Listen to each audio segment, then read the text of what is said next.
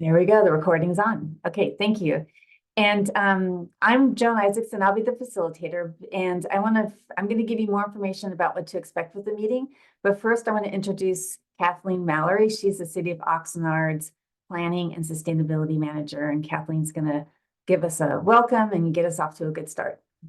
Thank Kathleen? you, John. Thank you, everybody, for joining. We're excited to be kicking this off this evening, and we're happy you're here with us. Your insight and input in this initial phase of the local coastal program update is really going to be important as we move forward. And you'll hear a lot from the team this evening to give an overview of why we're doing this and what you can expect. So we're hoping that you get a real good understanding in the conclusion of this meeting and that you will stay engaged in the process. And we're gonna be highlighting some of the work to come. So with that, just finish my remarks and be eager to hear the input from the community here tonight. Thank you. Thanks, Kathleen. So let me now give you an overview of the agenda, kind of a roadmap for the meeting this evening. First thing on the agenda is I'm going to give you a quick overview of the meeting objectives and this overview.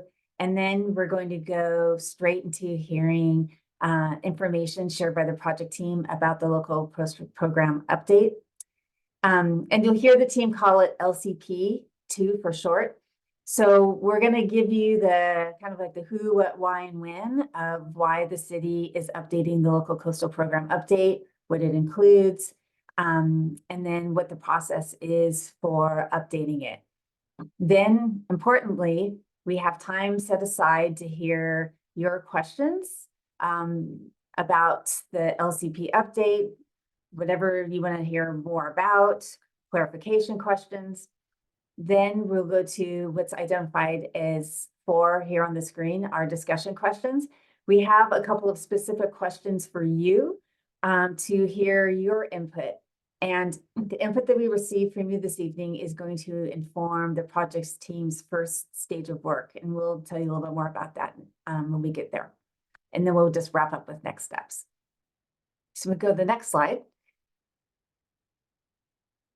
And when we get to the Q&A portion of the meeting, I want to let you know that you can use chat to enter questions, and I'll be watching the chat box and I can pull questions out and pose them to the project team.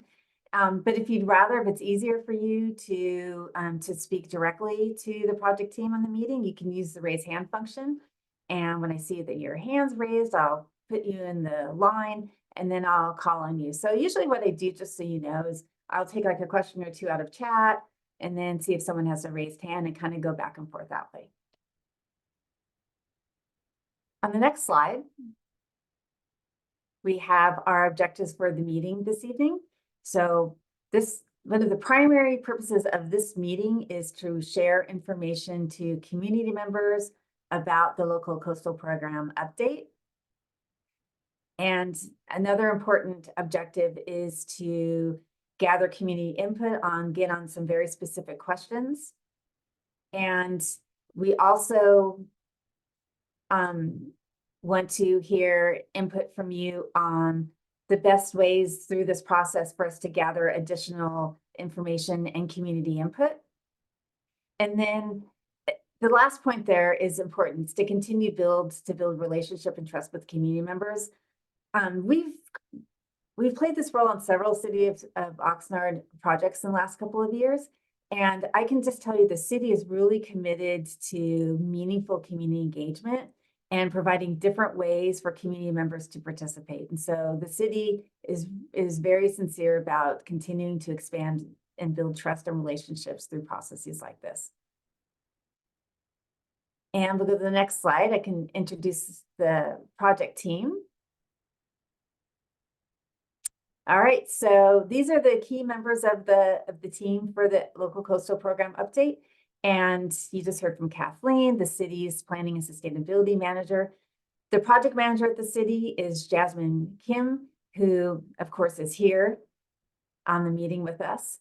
And then at the helm of the consultant team is Carolyn Groves, who is a coastal planner and works for DUDAC.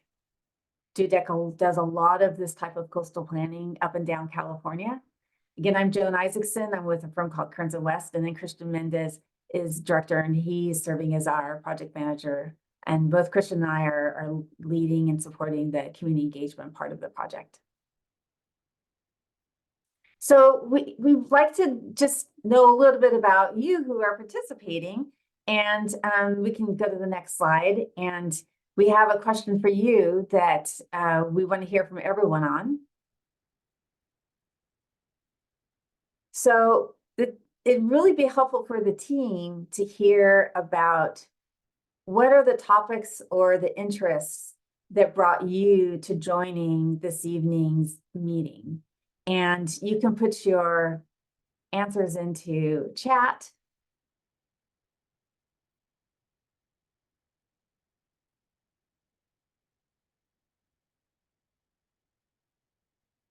And we'll still see those start to come in, and I'll report on some of them. So just whatever top of mind, like what is the one thing, the one topic, or the one question, or the one place that that led you to join this evening's meeting. So thanks, Renee, for getting us started. You identified impact on the harbors and beaches.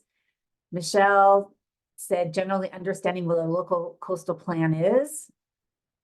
We will make sure we answer that.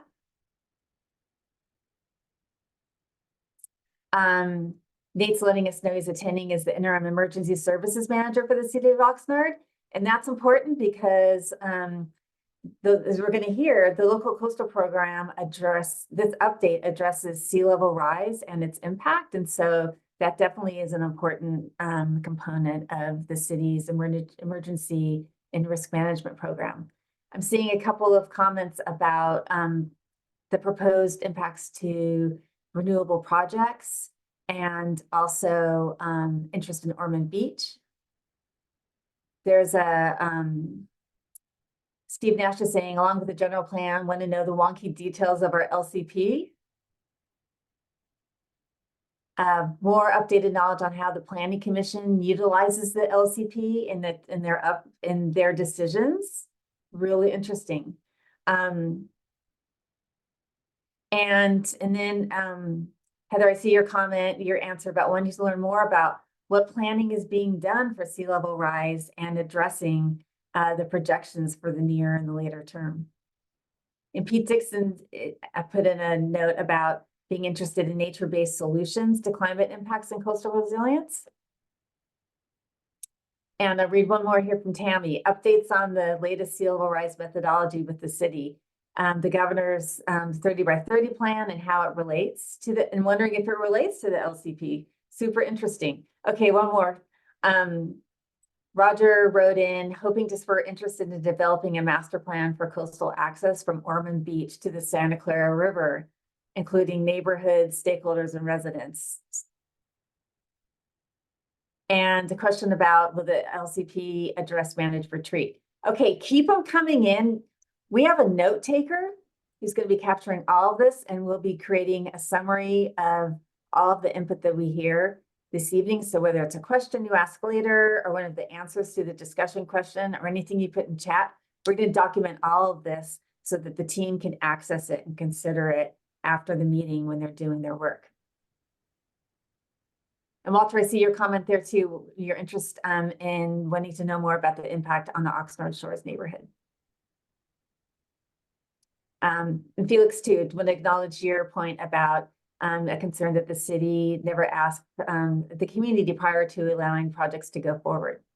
So this is all really good input. Thank you so much. Okay, I'm going to tear myself away from looking at the chat box, and we're going to move on for the sake of time.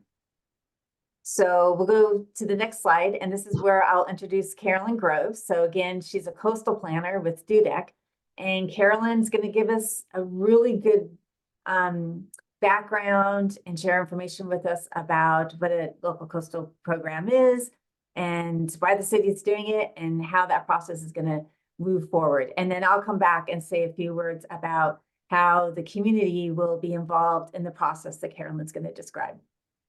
Carolyn, over to you. Awesome. Thank you so much, Joan. Yeah, if we can get this slide. Perfect. Thank you so much. Again, I'm Carolyn Groves. I'm coastal planner with Dudek, helping the city out with this project. We're really excited to have this first meeting with you guys.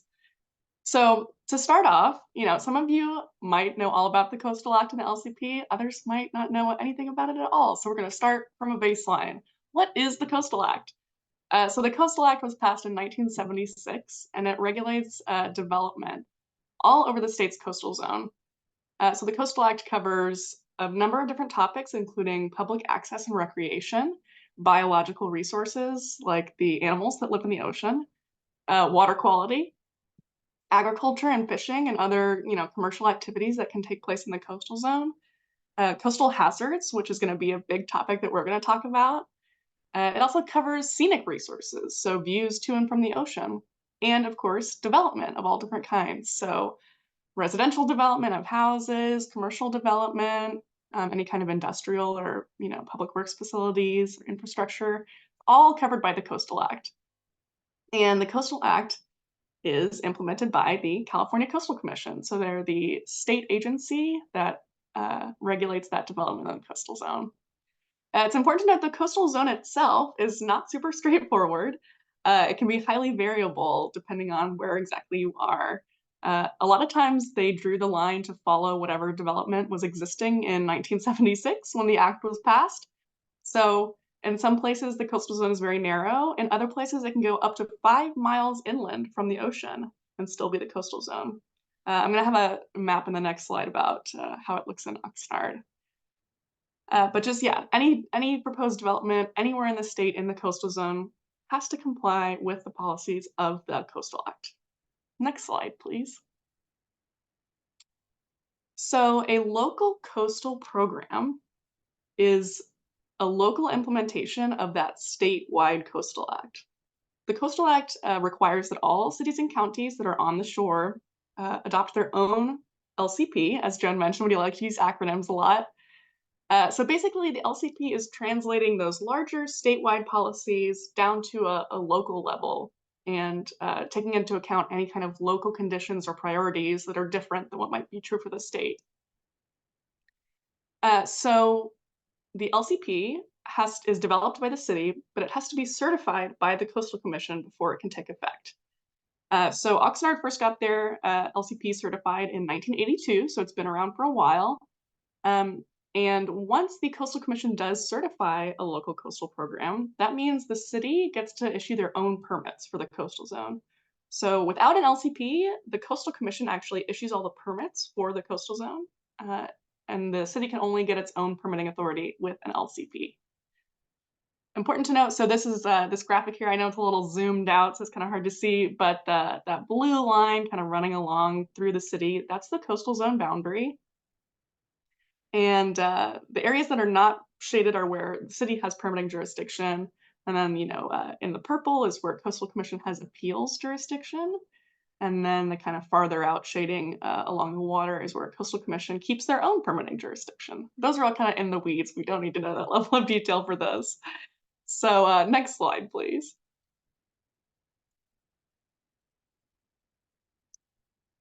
So every LCP has two parts. And again, there's more acronyms here. I'm going to try to remember not to use those acronyms because they're confusing, but old habits. So the local coastal program has two parts. One is the land use plan, and that's kind of similar to what would be like a general plan for inland zones.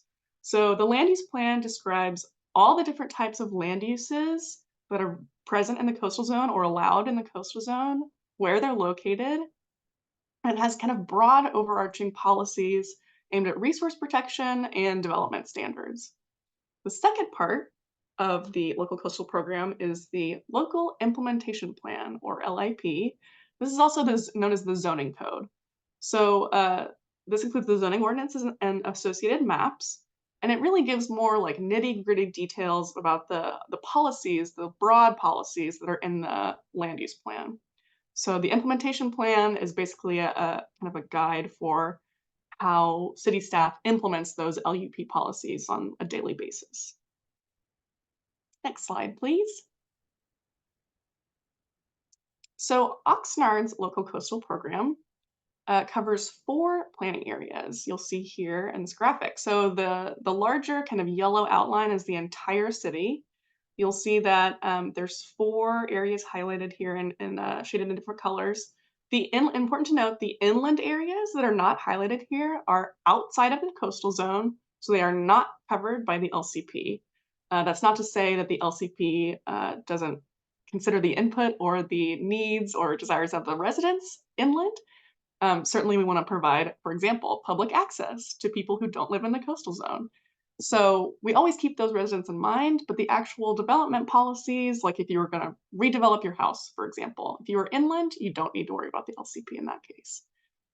But in the actual coastal zone of Oxnard, there's 4 different planning areas. So starting at the northern end in the Santa Clara River, from that northern city boundary all the way down to West 5th Street is the McGrath-Mandalay Beach planning area.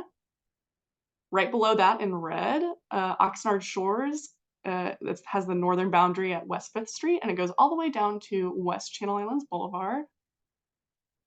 Picking up there, the Channel Islands area goes from West Channel Islands Boulevard in the north down to just past the mouth of the harbor, the very edge of Silver Strand. And then we have this little carve out, of course, for Port Hueneme, and then pick it back up on the other side. The last planning area is Ormond Beach, which extends in the north from Hueneme Road down to Arnold Road near the naval base. An important thing to note here as well that you'll kind of see noted on the map, the actual beaches themselves of Hollywood Beach and Silver Strand are under the Ventura County jurisdiction, so they don't technically belong to the city. And so these are the 4 planning areas that'll be covered by the LCP. All of our analyses of sea level rise risks and adaptation options and policy recommendations will all be tailored to each planning area, both to the existing development that's already there and what the neighborhood or the community has and plans for as it continues to develop in the future. Next slide, please. So why is the LCP being updated now? The kind of overall broad answer for that is that, like I mentioned before, the LCP was first certified in 1982, and it's been updated continuously since then. Things have changed a lot since the 80s, obviously, and the LCP has been updated to keep up with modern planning principles. At this particular moment, there's new state legislation that requires LCPs to have planning for sea level rise impacts. And in a kind of a broader sense, it's just really important for public welfare and public safety and security to plan for sea level rise. We also want to protect our really precious coastal resources in Oxnard. It just comes down to sea level rise is happening, whether we like it or not, and it's smart for us to plan for it in advance while we still have plenty of time, so it doesn't become an emergency in the future. I also want to note there was a previous effort by the city to do this same work. There was previous work done on the sea level rise vulnerability analysis, and adaptation options, and updating the LCP. This took place about 5 years ago, but the effort stalled out, and we're resuming it now for a couple of reasons. One is that we've been working a lot with the California Coastal Commission, and they are more receptive now than they were in the past to creative solutions and hybrid adaptation options that we're really excited about and we think would work really well for Oxnard. Another reason is a lot of other cities and counties have successfully gotten their LCP updates certified by the Coastal Commission with sea level rise updates. So there's a lot of proven examples that we can draw from.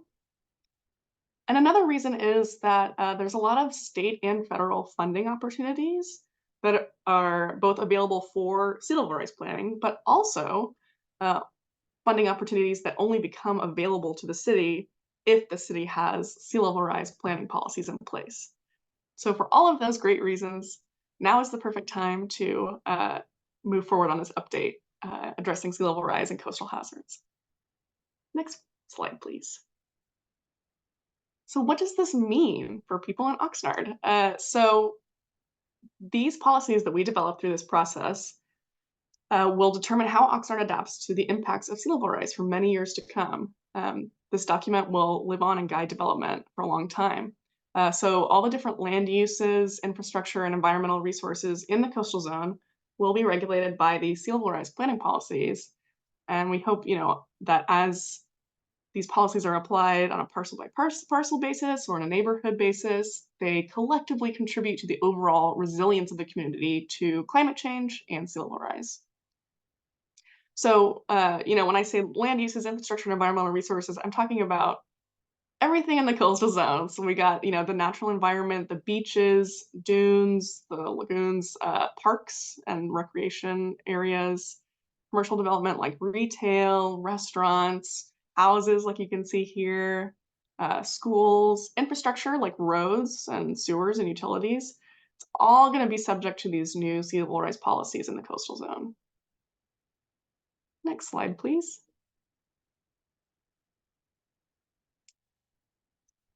So what exactly are we studying and updating? So the bottom line is we're studying sea level rise and its impacts on the community. So sea level rise affects a lot of different things, including flooding, coastal storms, erosion, wave action, basically the kind of interaction of the ocean with the shoreline. So this is going to be a multi-step process. First, we're going to study what areas and resources are going to be at risk with projected sea level rise. So this is where we take all the best available science, modeling, topographic projections. We put it all together and say, what's going to be inundated at such and such date.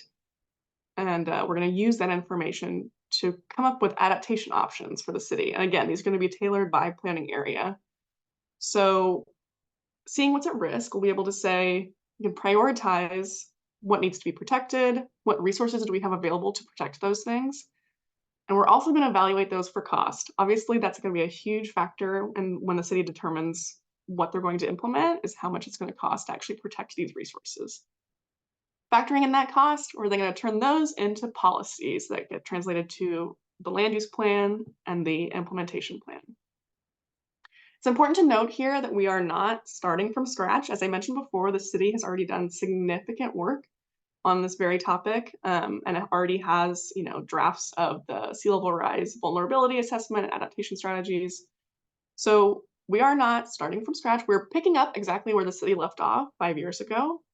We're not replacing or disregarding any previous work that was done. We're building on that and adding to it and updating things for the current guidance. All right, next slide, please. So this is basically just it's a graphic to describe the process I just went through. So this is also to illustrate there's going to be plenty of chances for public input at every step of the way. We really want the public to be on board and to have a voice in this process. So we start with determining those vulnerabilities, what resources are going to be at risk of sea level rise. We develop a report saying that, we get public input. Following that, we develop those potential adaptation options, depending on what the risks are and what would actually work in the communities where it's happening. We evaluate the costs of those options, and then we create a report and get public input on that.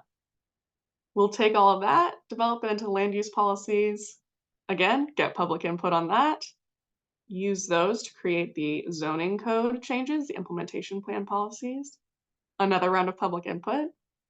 And then we finally go to the city decision makers who will approve the LCP. And then finally, once it's gone through local approval, we go to the California Coastal Commission to get final certification, and then the LCP update takes effect. Next slide, please.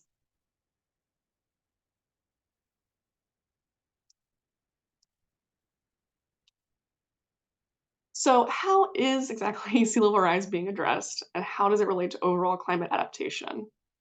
So again, I've kind of touched on this already, but based on the very particular details of Oxnard's current development layout, the beaches, the way the shoreline is changing, we will model how sea level rise is going to affect the shoreline. And we're going to come up with strategies that will minimize risk and increase resilience. So we're at the very, very beginning stage of this process right now. So we have just kind of a broad spectrum of options that we're going to choose from later on down the line. Those potential options can include things like monitoring. So seeing how, for example, how wide is the beach now and how is that width changing over time with sea level rise? Permitting standards. So that's like if you, for example, if you live in a house in the coastal zone and you wanted to redevelop your house, there would be certain standards that would apply to your planning permit based on these policies. Flood hazard abatement. So flooding is a huge impact from sea level rise. And we, of course, want to keep the community safe. So hazard abatement measures that we could take. Nature-based enhancements, so rebuilding dune systems or using lagoons or other waterways as buffers for sea level rise impacts. Hard engineering structures, those are things like seawalls, groins, jetties, those hard structures that are meant to preserve sand supply. Development design modifications, so this is, again, things that are really subject to wave action or hazards on the shoreline, might need to be designed differently to withstand those impacts in years to come. And then, of course, hybrids that kind of take a little bit from all of these different options and combine them into new novel solutions, again, that are tailored for Oxnard and that take all the unique characteristics we're dealing with here into account. Again, important to remember that sea level rise is just one component of climate change, and Oxnard already has a climate action and adaptation plan that will be supported by this project. So these two projects will not be in conflict with each other. They will comprehensively strengthen Oxnard's resilience to climate change. And I believe that is my last slide. Oh, sorry, one more slide from me. So the important project schedule and milestones. So this is going to be a multi-year process. As I mentioned in the flow chart, there's going to be many opportunities for public input at every step we go through. We really want you to stay engaged and continue contributing throughout this whole time. So this year in 2024, we're really focusing on that update to the draft sea level rise vulnerability analysis and adaptation strategy. So that's looking at the risks and coming up with potential adaptation solutions. Next year, we're going to focus on turning that into policies for the land use plan. And then in 2026, we're going to focus on the implementation plan, the zoning code, and those details that need to be implemented to support the land use plan. And I think with that is my last slide. I think so, and I think it's back over to me to say a few words about the community engagement process. We go to the next slide. Carolyn showed that, we can go to the next slide, please. Carolyn showed that really like that it was kind of like a snake of a process chart that showed how public input is going to be involved in each of the major steps, so that the team can hear your input, your feedback, and then consider it and make adjustments before moving on to the next step. The goals for community engagement are to inform community members and other stakeholders, not only about the LCP planning process, but also to share information about sea level rise projections and the kinds of potential impacts and vulnerabilities that the team identifies in their studies. So that's a really important part of this type of process, is sharing that information. That's really important for you all to know as you go about the work that you do in your communities. Of course, the goal is to be soliciting your input, your ideas, and your feedback, involve the many communities of Oxnard. As Carolyn said, the focus is on the coastal area in Oxnard, but this is a plan for all of the city, and so we want to make sure we're involving all community members across Oxnard in this process.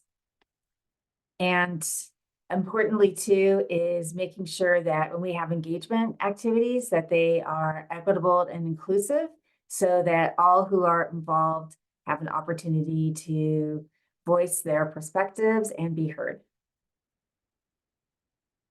And we'll go to the next slide.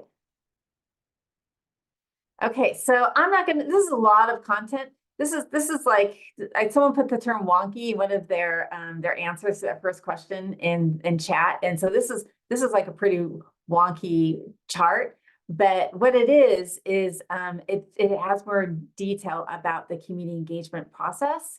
And what I want to I'm showing it because I just want to assure you of the level of thought the team is giving to thinking about the project phases, So there's, like Carolyn talked about, in phase 1, there's going to be that update to the sea level rise vulnerability assessment.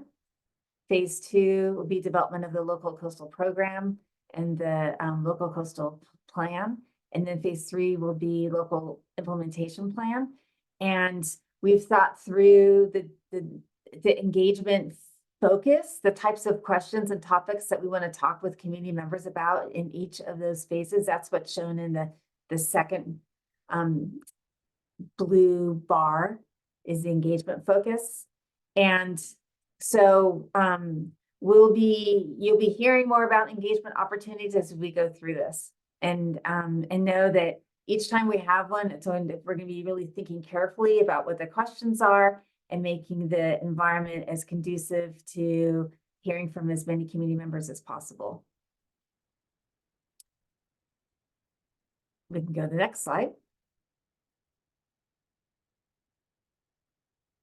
I want to let you know too that, and I mentioned this earlier, that there is a page that's been set up on the city's website specifically for the local coastal program. That's a screenshot of what it looks like there on the right side. And you can sign up on the webpage to receive announcements and notifications about community participation opportunities for this project. So what we did, and I'm going to pause here for a moment, is we put the QR code for the webpage up.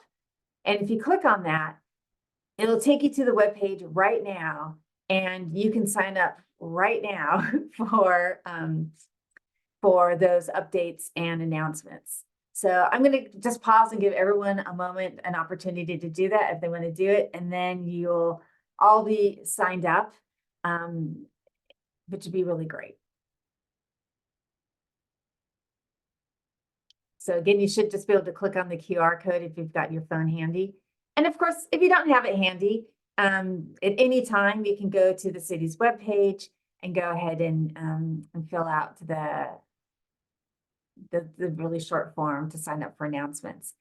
And I think the last thing I'll say about that is whatever all of you can do to help get the word out about this webpage and share the website address and let people know they should also go and sign up for announcements, we really appreciate it. Again, our goal is to involve the full range of communities that are in Oxnard, and so your help in helping us to accomplish that goal will really be appreciated. Let's go to the next slide. Good news, the project team is done talking for a while. So we're going to spend some time hearing your questions, and then we're going to turn it around, and then we have some questions for you. So I'm going to get set up for that. I know that we've already had several questions submitted in chat, so I'm just going to start taking these. So you can enter your questions in chat, or you can raise hand, and then I'll call on you in turn. So for now, I'm just going to start with the questions in chat, and there's a good variety of questions, team. So the first one is, Carolyn, can you tell us about what is the approval process for the LCP in Oxnard? Yeah, for sure. So as I alluded to before, first the LCP, once we've actually developed all the policies for both the land use portion and the implementation plan portion, and those parts can be broken up or taken together. Either way, both portions have to go through local approval first. So we will go through the Planning Commission and the City Council. Both of those have their own public engagement process and opportunities for public to speak. Once we go through, there could be also multiple hearings for those, hopefully just one each, but could be multiple. So we go through the Planning Commission, then the City Council.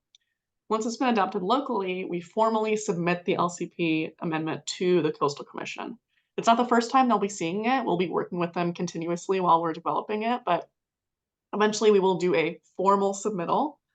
Coastal Commission will review it. The staff in the Ventura office will review our LCP amendment, and they'll be back and forth between us and Coastal staff.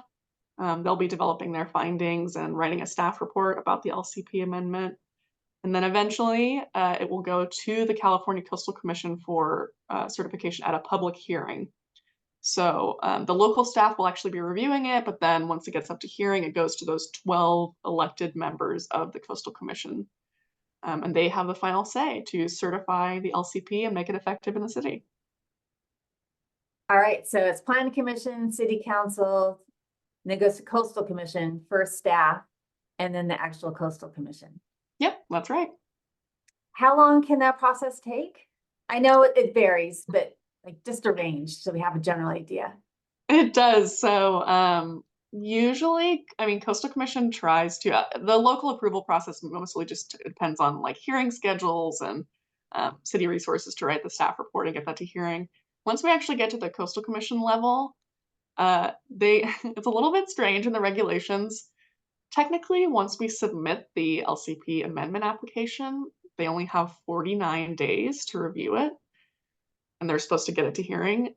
There's also a provision that they can get the city to waive that 49 days because it is a very short amount of time. This is a huge policy document that has a lot of implications. We want to make sure the Coastal Commission has plenty of time to review it. So normally, cities will waive that 49-day limit, and then, the Coastal Commission just has not unlimited, but an extended amount of time to get it to hearing. Typically, once we actually submit the amendment, and again, it won't be the first time the Coastal Commission is seeing it, from submitting it to getting to hearing is a couple months. Okay, a couple months. That's helpful. Thank you.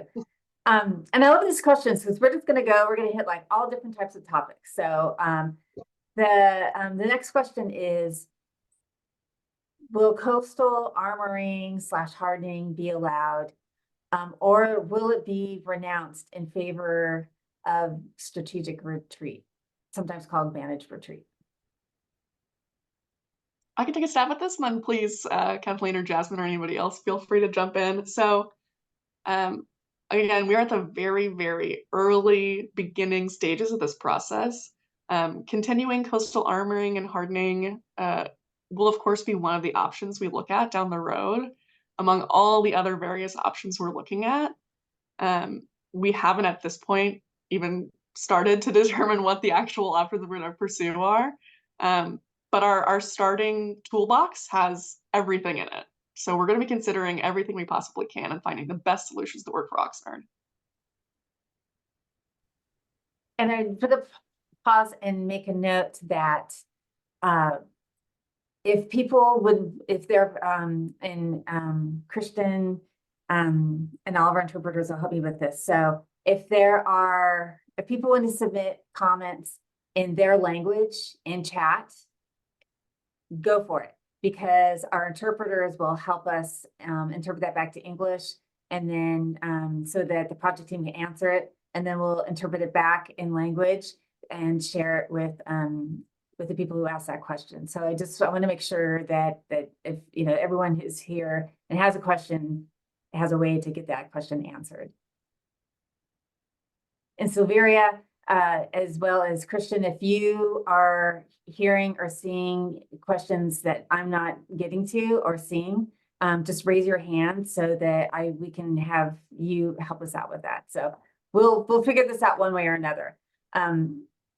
Okay, so the next question we have, it's terminology.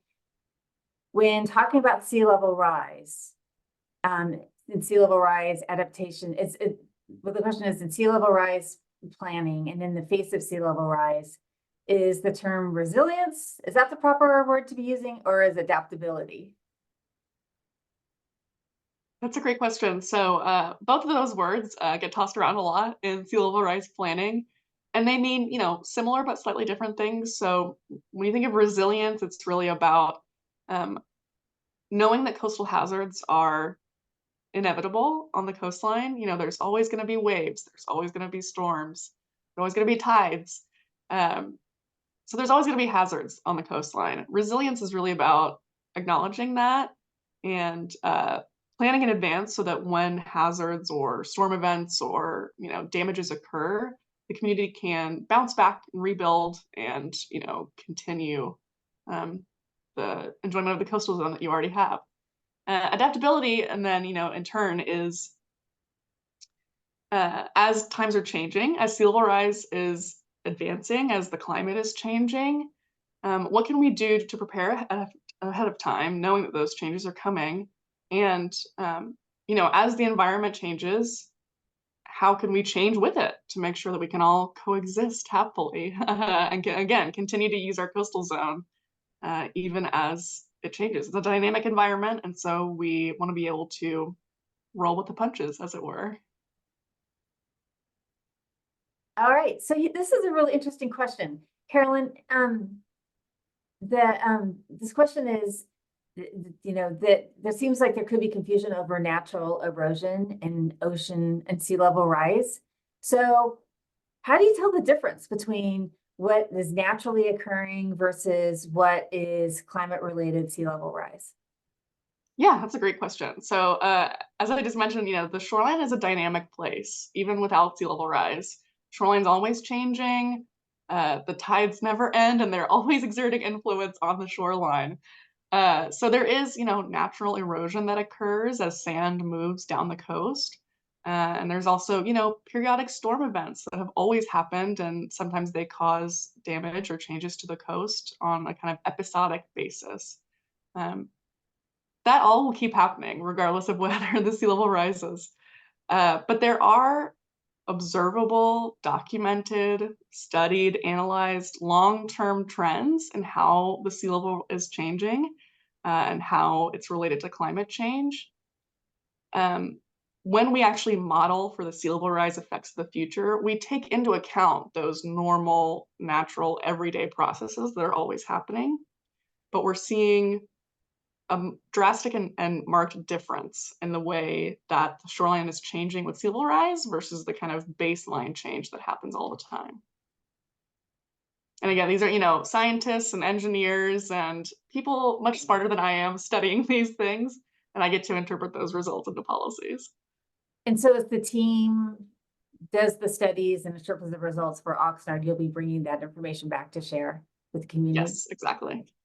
And then what about, like this one resident, saying that he's lived in California since 1985 and hasn't observed sea level rise.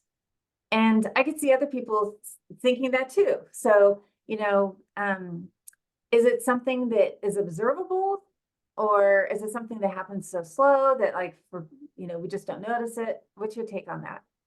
Yeah, so it's as with most effects of climate change, it's pretty difficult to observe within our finite human lifespans. So in the term of the sea level rise planning, we're looking at horizons that are, 20, 50, 100 years in the future. That's when we're really going to see these really drastic effects of sea level rise. From one year to the next, especially right now, we're in kind of the early phases of it starting to happen. It is really, really difficult, if not honestly impossible for just an average person to be able to kind of perceive these things. But there are definitely signs we can see even on just the normal person's level. So kind of increased flooding, increased severity and frequency of storms, increased erosion. Those are all things that are happening now that are observable effects of sea level rise. But it can be very difficult. We have a couple more questions in chat. Walter, I see you have a hand up, so it'll be good to hear a community member. So please unmute, and what's your question for the team?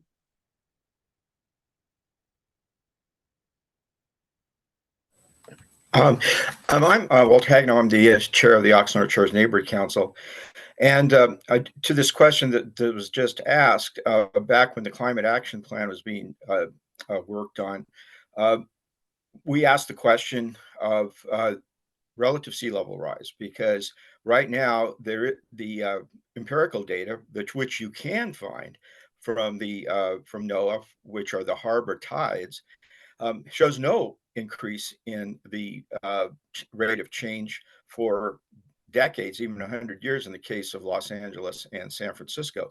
Now, I realize that there's projected data out there, but the difference is between what the Coastal Commission is asking us to look at, which is 70 inches in 100 years, the empirical data by NOAA says that it's going to be between, let's say, 3 and 7 inches. And even on the high end, that really relates to what they're saying will happen in 100 years. The empirical data suggests 1,000 years. Well, that's not a rounding error. And so when we start this new process, which I'm really excited about because it gives us a chance to look at this again. When we did the climate action plan, that was not in the final draft, and we asked about that, and they said, well, that's going to be taken care of in the LCP. So the relative ocean rise, which is in the Ventura County action plan, but not in ours, acknowledges that the empirical data does not correspond with the projected data. And when I looked at the graphs and things that are being done by the Coastal Commission, the assessments that you accepted in the first draft of this, it shows that parts of Oxnard shores are vulnerable in 2030. That's just 5.5 years from now. These things, once they're in policy, once they're put into writing and they're approved, then we have to disclose that on our if you sell your property, whatever. So for Oxnard Shores, we're the only beach in Oxnard Shores that's public, where there's housing, where we're subject to adaptation, to managed retreat, and other things. So the neighborhood council, we're very, very interested in what happens here because we are the ones that are going to be probably the most affected by it. So we want to be a part of this, and we understand that there's some very interesting things that need to be done as we develop the coast, the local coastal plan. I don't know that the Coastal Commission really requires that we do this, but I know that we do need it for future development. But we would like to be part of that because if you accept the vulnerability assessment from the previous report, then that I don't think would be fair to Oxnard Shores, because that takes the absolute worst condition of the projected data, which is really highly improbable and is a concern to us. So before you get into this, this first phase you're working in, we would certainly like to be involved in dealing with the relative ocean rise and the probabilities that this will happen, so that we can not be put the residents of Oxnard Shores in a disadvantage. Yeah, thanks, Walter. And Walter, and this goes for everyone, if you have additional comments and more you want to say, or resources you want to share after the meeting, send them to Kathleen or Jasmine at the city, and they will make sure to get those to the project team for consideration. And Deirdre, I see your hand up, but let me just take a couple more of the questions we have in chat, and then I'll come back to you. So let's see, we had an interesting question about Oxnard Shores as one of the planning areas, but it could be split at the harbor to better customize the planning for the areas in those two different parts. Carolyn, are the planning areas pretty well set by the state? I might refer this to one of our city staff. So they're not set by the state, but the 4 planning areas in Oxnard have been established through previous city processes to kind of define different neighborhoods and planning areas. We don't, as of right now, have it in our scope to kind of change what the fundamental planning areas are. But we certainly, of course, will take into account, like I said before, the specific types of development that already exist and what we're planning for the future. I don't know if Jasmine or Kathleen, you want to jump into that? I could jump in. So the 4 planning areas are actually shown on the current coastal land use plan. If you look at page 137, actually 135 to 141, it will show you map 11, 12, 13, and 14. Those are the maps that outlines 4 of those planning areas within the LCP that has been certified by the Coastal Commission. Yeah, but I think, Debbie, appreciate your comment because it alerts the project team, to make sure not to just assume that the areas within the planning areas are homogeneous and that there are a lot of differences within them. So that's a good comment. Thank you. Okay, next we have a question about the Oxnard Miami coastline, wondering how much damage of our coastline is due to sand dredging, if any of the damage is due to sand dredging. Again, I'm gonna lean on my city counterparts here to correct me if I'm wrong. I believe the only large scale dredging that occurs is actually within the harbor to make sure it's still navigable, that ships can still come in and out. And that's really done at a federal level with the Army Corps of Engineers. So there's no, and again, to my knowledge, there's no sand dredging that actually happens, you know, along the coast or along the beaches. It's really just in that harbor channel. So again, that's planned dredging that's done to keep it navigable, but it doesn't contribute to any kind of hazards or erosion or anything like that on the beaches or on the larger shoreline. Yeah, that's good, Carolyn. Thank you. And then of course, we'll reach out to some of our partners to have some more data on that as we move forward with that to more specifically answer that question. I agree with what Carolyn's saying. There may be some dredging that the Navy's doing. I know that we will reach out to our Navy partners as we always do. I know we've got 2 on the call here. Don't want to dig into that detail on the call right tonight, but we will look into that and dredging with our partners. Right. And Felix, we're gonna, I see your comment about a development proposal and the city's review of it. So we're gonna take that as comment. And right now we're still just going through Q&A. So I'm gonna go up to Deirdre, who has a hand up. Deirdre, you should be able to unmute. Thank you very much. You know, I find these sea level rise studies to be very political in nature. When the peaker plant was proposed, the Pacific Institute did their sea rise level studies and came up with one determination. And when the Ormond Beach studies were done, the Pacific Institute did sea level rise studies, which completely contradicted their findings at the peaker plant. This is an update to the local coastal plan. I think it's important for that to be emphasized. This will predict the planning and the construction in the coastal zone in the future, because as we all should know, the local coastal plan takes precedent over the city's general plan with respect to zoning.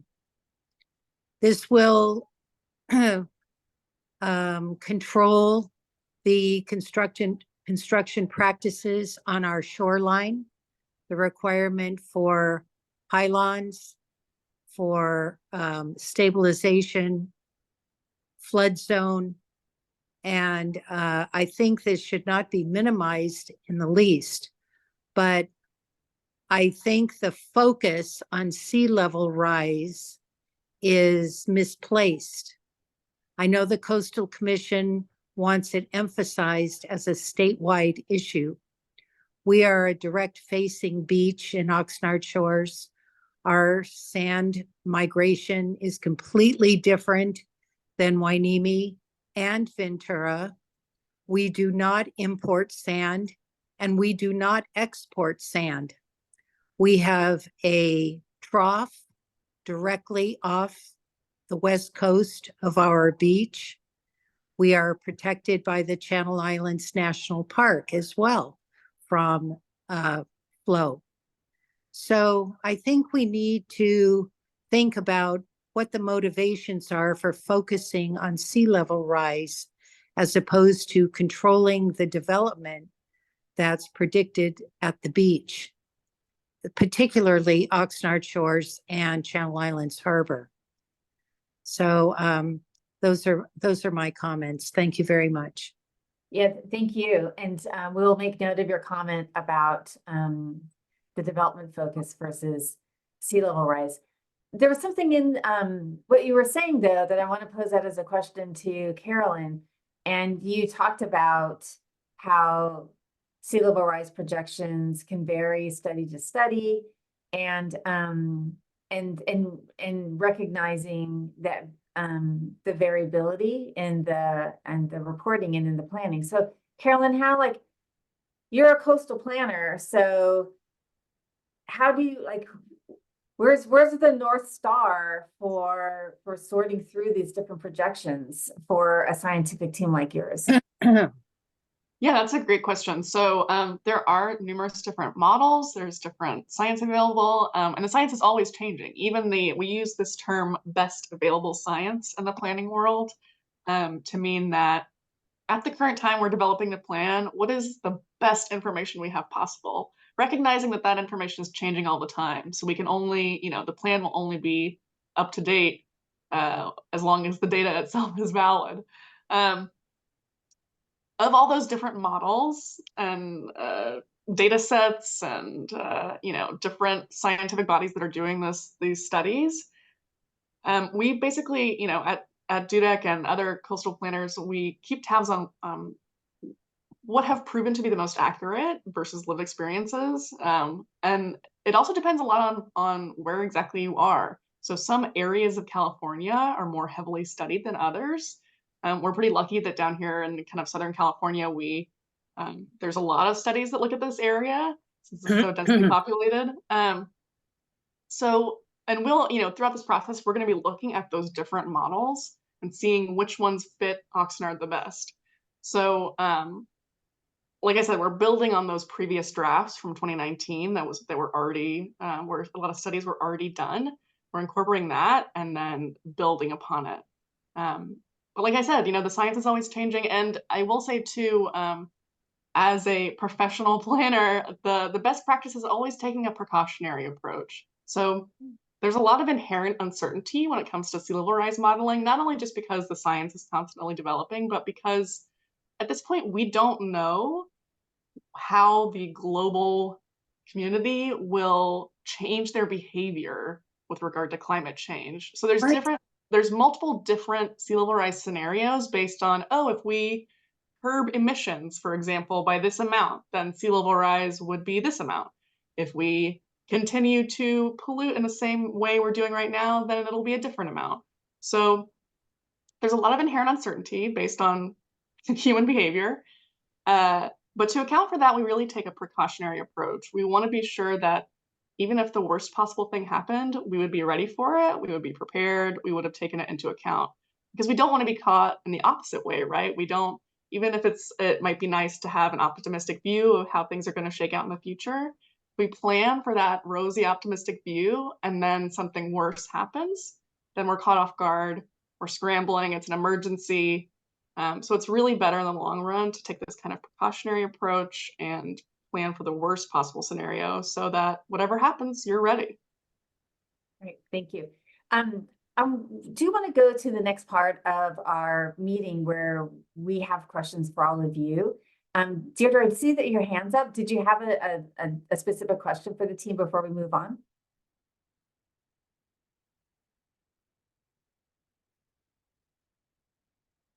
Okay, if you do, drop it in chat, and we're gonna. I'm sorry, I'm here. Okay, I'm sorry, I'm in Mexico trying to stay online here. Carolyn, you are a generalist, and I understand you've probably been dropped into this process without even visiting Oxnard. But yeah, we all prepare for the worst. That's what we do with our earthquake preparedness kits and when we go on a road trip. But you're not talking about any specifics here. We're a very specific area, and I understand community engagement is really important. And perhaps this is an introductory presentation to all of us for what you're predicting is going to be a years-long process, which I don't really think it requires a years-long process. And, you may not know, I'm the former chair of the Planning Commission. I was on it for, I don't know, a decade, and reviewed every single environmental impact report that impacted the city and the coast, very involved with the LCP. And I find this to be a very generic presentation. And I frankly find your humor approach to this situation disheartening. This very serious issue to those of us who live here. It affects us not only economically, but environmentally, we're all very concerned about the environment.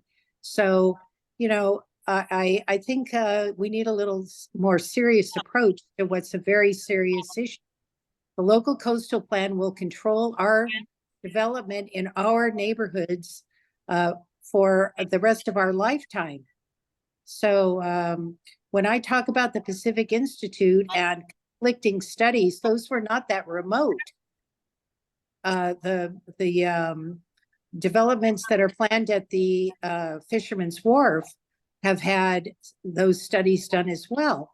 So, and as well as the county and their influx of import and export of sand and their erosion studies.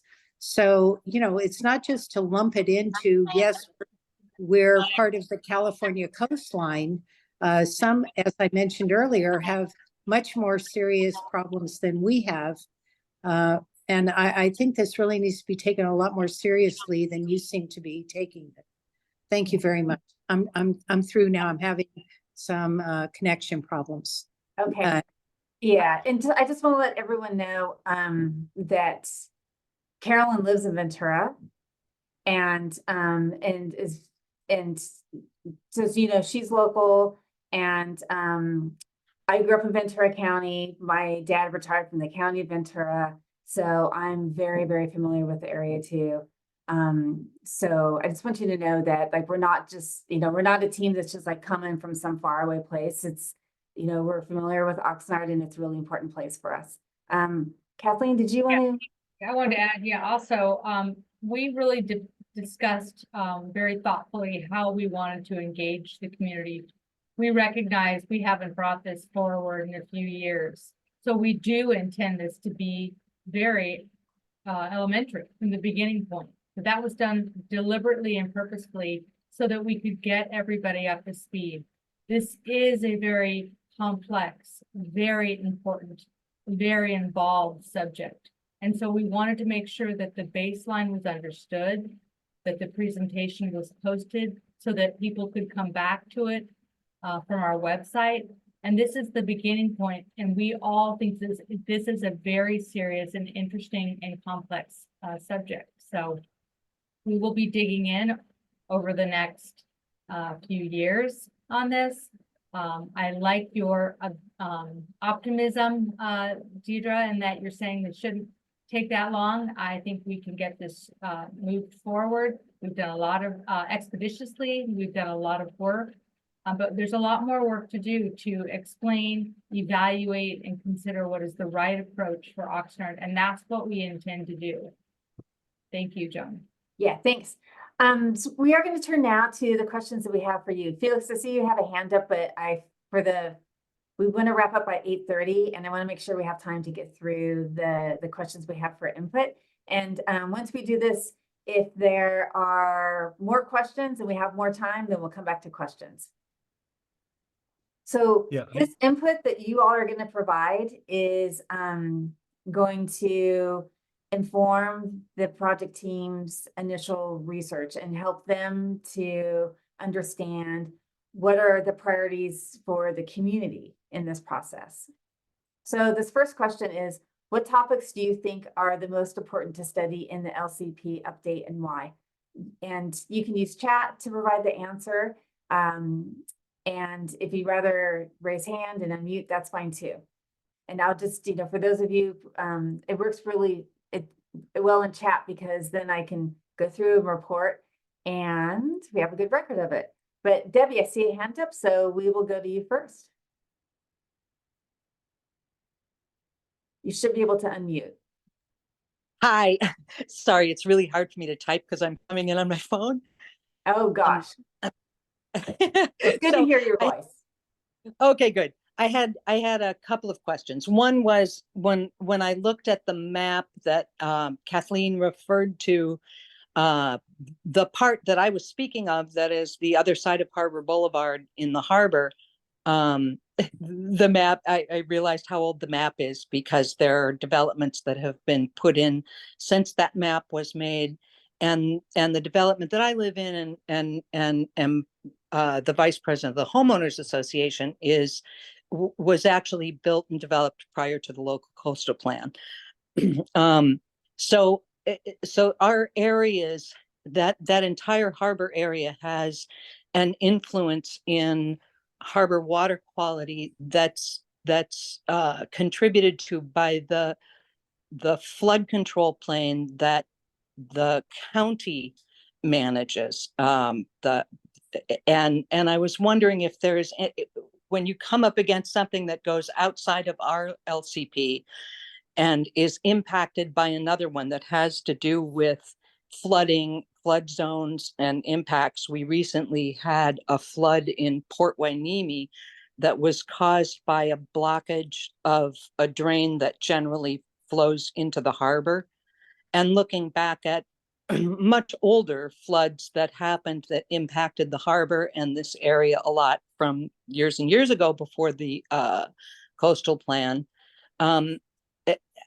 Is there a way to look at those really extreme, unusual events from the past that actually seem to have had a greater impact than what we see in flood zone maps and issues that are kind of the current thought on what might happen? Does that make sense? Yeah, so looking at past events as a way to, I'm saying this much more simplistically than you described more elaborately, but looking at past events as one way to predict and understand what could happen in the future and how to Correct. prevent it. Yeah, so I'll take a first stab at this. So basically the short answer is yes, we will be taking into account historic and documented coastal storms or flooding or any other hazard occurrences that have taken place in Oxnard over the years. And to the other part of your question as well, we'll also be coordinating with, the actual LCP itself is limited to the city boundaries and the coastal zone. But we recognize, especially with Oxnard's unique circumstance of kind of enveloping Port Hueneme and bordering Ventura and being part of the larger Ventura County, we're going to be working in concert with all those different agencies to make sure that, we're not doing anything that would hurt their abilities to take care of their own areas or that would conflict with any of their plans.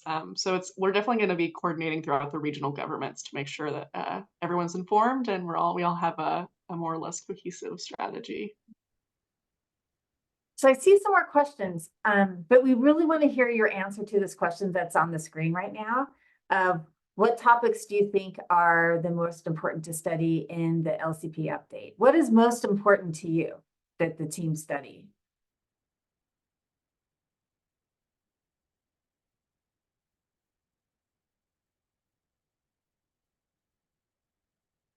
And Felix, did you want to address this question that's on the screen right now and give you your answer for that?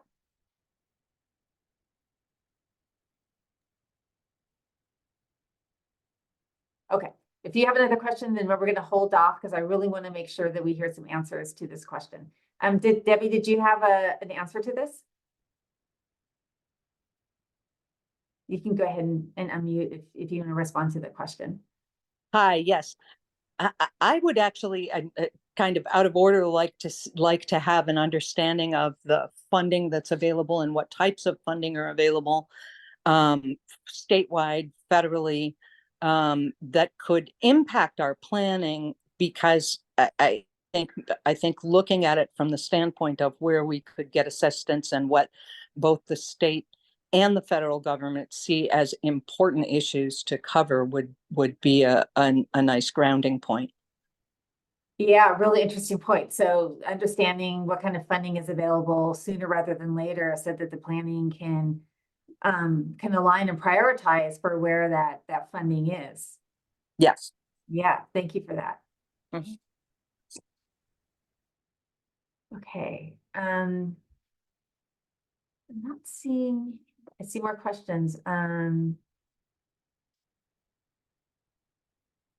So we'll go ahead and go to our next question for you. Again, I just want to make sure we get through these. So for the LCP update, what should the project team know from the community? what kind of local knowledge do you have that is important for the team to know and understand? So like Debbie just talked about these past historic flooding events that could be considered. There was, we've heard some comments about observation of sea level rise, and maybe not seeing it right now. But what kind of knowledge is there in the community that you want to make sure that the project team knows?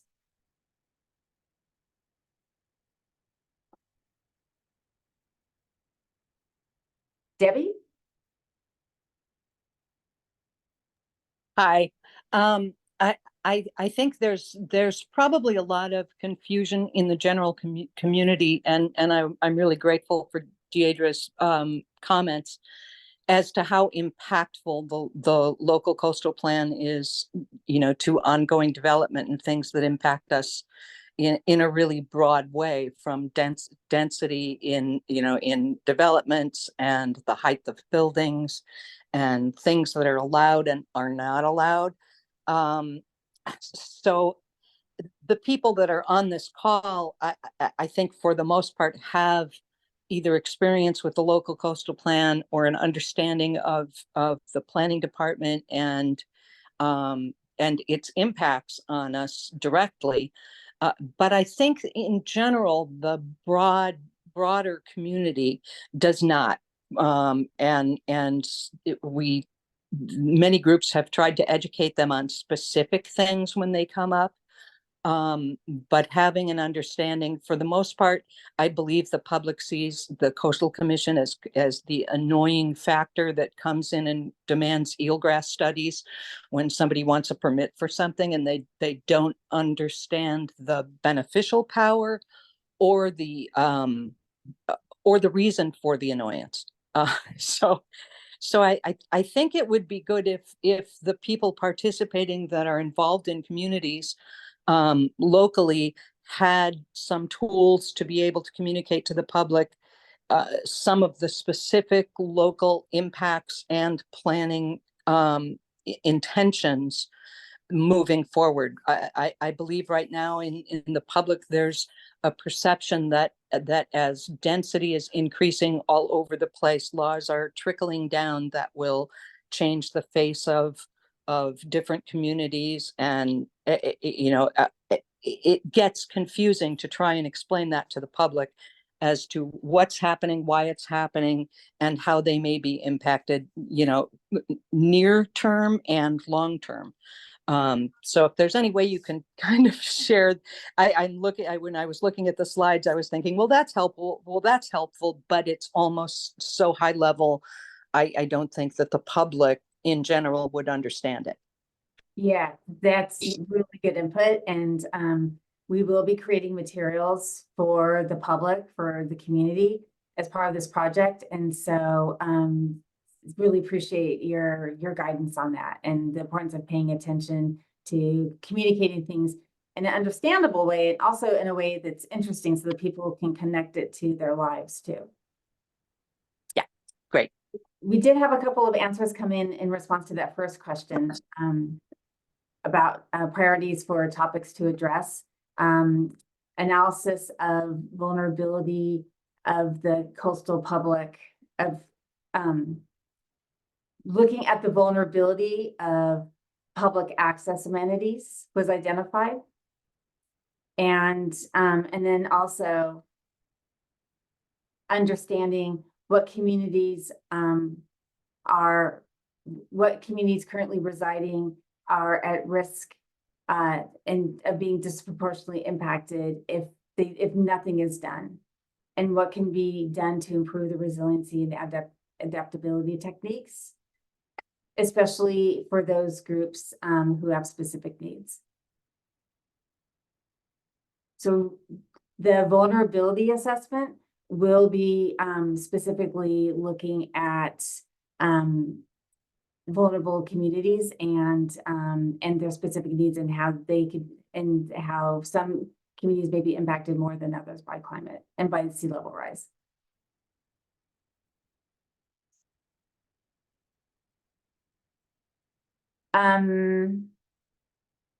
Okay, let's go to the next question.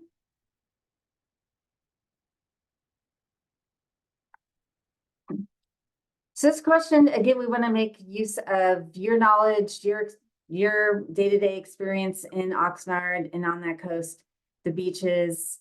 Where have you already observed flooding or other impacts from sea level rise? We've heard from one community member that you're not observing sea level rise.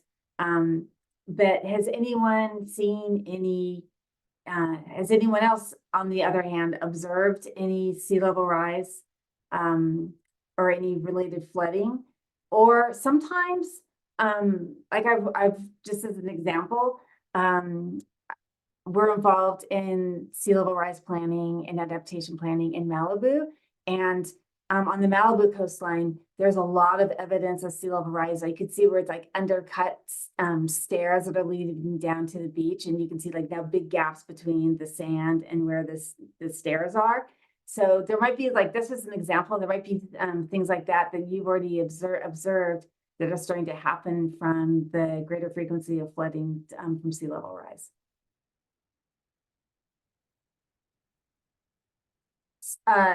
We have a comment about McGrath being a place where flooding's been observed. There needs to be assessment of more vulnerable residents at risk of displacement following natural disasters like the 2023 storms.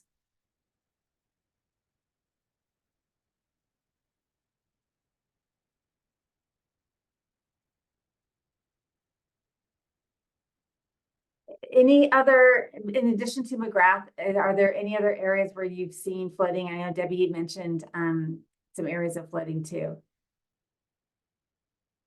Whether it's close to the coast or a little bit inland. Well, that there was a flooded area. Port Hueneme had flood experience from the same one that affected a housing community in Port Hueneme on the other side of Channel Islands Boulevard in one of the most recent storms. And at the port, they ended up it flooded the area where they have all their battery storage and knocked all of that out. And that was all due to a flooded storm drain. So it you know, those are the things. And like McGrath, it seems like that is predominantly from erosion rather than sea level rise. So those are the areas where it gets complicated and overlapping, that it's hard to separate what the coastal plan, does the coastal plan include risks of flooding that are due to lack of maintenance or adaptability? The maintenance question. Yeah, that's really a good point. So Carolyn, does the LCP, will it get into things like the maintenance that's needed to the flood risk management system? Yes, that is a great question. So kind of twofold here. One, we are going to be taking into account existing patterns of maintenance and city resources. We definitely do not want to create a plan that's impractical or infeasible for the city because they simply do not have the resources to carry it out. That would not serve anyone. So we want to be sure that our plan is realistic. So we definitely are going to be factoring in city maintenance that has already, been established for areas that are flood prone or prone to coastal hazards, as well as, the city's future projections for how they're going to handle maintenance. And then the second kind of part to that answer is any of the actual adaptation options or policies that we recommend will also have their own assumptions of how much maintenance or long-term attention the city has to pay to those things. So again, those adaptation options, we're trying to find things that work effectively and have low maintenance requirements so that it's the easiest things for the city to accomplish. So we'll be taking in those maintenance costs or maintenance efforts in two different ways. Yeah, the long-term maintenance is such an important thing. I would just want to note that in terms of things for the team to make sure to consider is assessment of opportunity areas for nature-based solutions for community flood protection. So thanks for that. There's a comment about wondering about opportunities for public input. There will be opportunities for public involvement, public input at different steps in the planning process for the local coastal program update.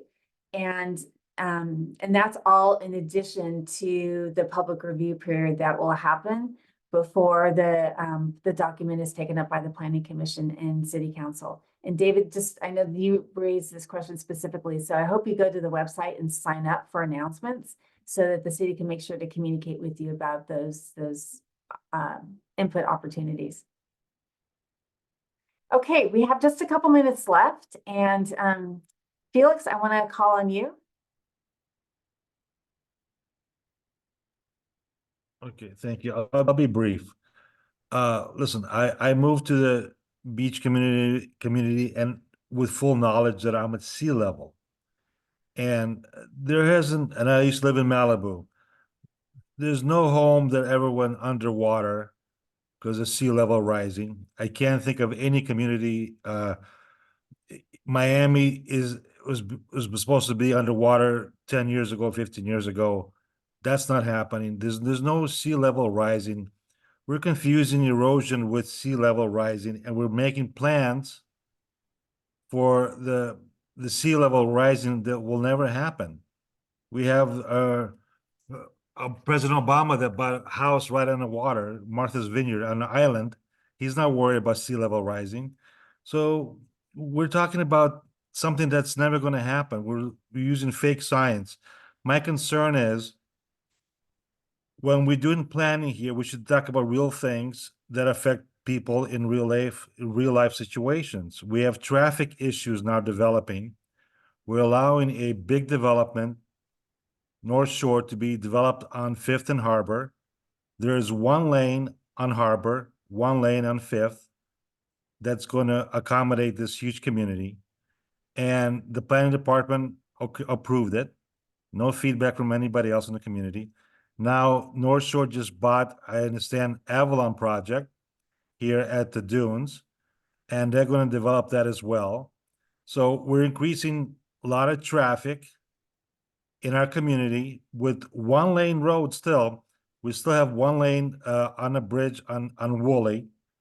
So I don't know. I'm not concerned about ocean rising. I'm concerned about major traffic jams. I'm concerned about that that we do have flooding from the rains because our sewers are not maintained properly. The water is not draining properly. And that's the only concern we have is the traffic and non-maintenance of our sewer system so the water can drain properly. I think this talk about global warming and sea level rising is really a waste of time. It's not really proper planning. It hasn't happened. No community in the United States is underwater because of sea level rising. I don't know why we're wasting our time with this topic. We should be concerned about traffic and congestion and overdevelopment and getting community input on what projects are approved or not. So Yeah. I think that's the most main concern that I have. Thank you. Well, Felix, thank you for raising that and really appreciate hearing your perspectives. I see a hand up from Barbara. Barbara, you are free to unmute. Yeah. Yeah, just one reaction to Felix. I guess we have a bit of a disagreement. I guess the question for me is what we have seen as the, I guess you could say, the melting of the Arctic. And I mean, as I understand it, a lot of sea level rise is because we are losing a lot of our not snow, but our part of our world that was solid ice all the time, and it's not anymore. But I think you could take a view, yeah, let's worry about the roads and everything, and that's nice, but I think we have to look in this kind of a plan a lot longer. And in terms of sea level rise, I think that is one of the factors or one of the symptoms that come from climate change. And, you know, you could say, well, nobody's affecting that, but we see it every day. In terms of, you know, you're worried about the drainage system. Our drainage today, I've lived in Oxnard for 30 some years and I worked here for another 20 before I got here permanently. And I've seen some of the drainage problems in the past, and we're actually a heck of a lot better now. The problems, I mean, when we got that rainstorm where we got what, as much rain in an hour as we would usually get in what, a week, those are the things that really challenge us. And I think what we've got to how do you say, wake up and smell the roses, in terms of that this is going to be something that's a little bit more predominant every year. We're getting types of weather events here in our community that we've never seen. And I could say over 30 years of being here, things that are happening that we never seen. And, you know, in terms of saying people are getting wiped out, just go down to Louisiana and start looking at what is happening in the Gulf of Mexico. So I don't think we can be so flippant about sea level rise. I think it is real. Now, how to deal with it, that's the challenge. Right, And in and that's terms what- of development in the coastal zone, as development throughout the city, that's a challenge. But it's also a challenge if people don't have places to live. So we have to balance all of our needs. And we have to balance them, keeping in mind what are the climate challenges that we're going to have. Because I don't want to spend a lot of my taxpayer money to keep fixing the sea, you know, the people that are living at the beach with all the problems and all the needs you're going to have because of problems with weather. So we've got to look at it a little bit more circumspect and figure out the best way to move our community along together for everybody. That's it. Barbara, thanks for sharing your perspective on that. And there are a couple of people had typed in examples where the effects of sea level rise have been evident, including at the Point Mugu Navy base, Surfers Point and Ventura, and then some other parts of the country. So I just wanted to make a note about that. Everyone, we are just at the beginning of this process. And I think all of the comments, all of the perspectives that you've raised have shown how complicated these issues are. And you've helped to identify some of the topics that you think are, that you feel are really important for the team to address, including really thinking about how the land use plan and the implementation plan are going to have an effect on community members. So I'm going to hand this over to Kathleen to have some closing steps for some closing words for us and wrap up. But I just want to say thank you on behalf of the team for joining, and I'm counting on seeing all of you when we have our next engagement event. Kathleen? Thank you, Joan, and I'll be brief because we're over time, but I wanted to thank you for joining. I also do really appreciate the different perspectives. I know representing the city, we really do value diverse input. We also value diversity, and so we want to include all segments of the population participating. I recognize this, and we recognize this was a more elementary presentation. Thank you for your patience with that. As I mentioned, that was deliberate. We will post this on our website. It'll take a bit of time to get that up, but we will. And we just appreciate your continued participation and signing up. And I think with that, that's a wrap on our end. And I appreciate everybody participating, including the project team. I just wanted to thank Carolyn for her thoughtful, involved local perspective. And I really value DUDEC's participation and involvement here. Kearns and West, very much appreciate you. and leading this, and then all the interpreters, pardon me. Thank you also to Jasmine for her work on this presentation.